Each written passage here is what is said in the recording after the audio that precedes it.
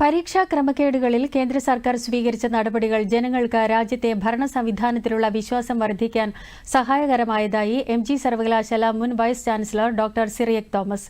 പ്രവേശന യോഗ്യതാ പരീക്ഷകളിൽ സംഭവിച്ച വീഴ്ചകൾക്ക് ഉത്തരവാദി കേന്ദ്ര സർക്കാരല്ല, പരീക്ഷകൾ നടത്താൻ ചുമതലപ്പെടുത്തിയ ഏജൻസിക്കാണ് വീഴ്ച സംഭവിച്ചത്. ഇത് മനസ്സിലാക്കിയ ഉടൻ നാഷണൽ ടെസ്റ്റിംഗ് ഏജൻസി തലവനെ മാറ്റുന്നതുൾപ്പെടെയുള്ള ഫലപ്രദമായ നടപടികൾ കേന്ദ്ര സർക്കാർ സ്വീകരിച്ചതായും സിറിയക് തോമസ് ദൂരദർശൻ വാർത്തകളോട് പറഞ്ഞു. നമ്മുടെ ഉന്നത വിദ്യാഭ്യാസ രംഗത്ത് സംഭവിച്ചിരിക്കുന്നതെന്ന് നമുക്ക് പറയേണ്ടി വരും. പക്ഷേ ഞാനതിൽ പോസിറ്റീവായി കാണുന്ന ഒരു കാര്യം, സാധാരണ ഇത്തരം ഒരു സംഭവം ഉണ്ടായി കഴിയുമ്പോൾ സർക്കാരിൻ്റെ ഭാഗത്ത് നിന്ന് അതിനെ ന്യായീകരിക്കാനുള്ള ഒരു ശ്രമം ഉണ്ടാവാറുണ്ട്.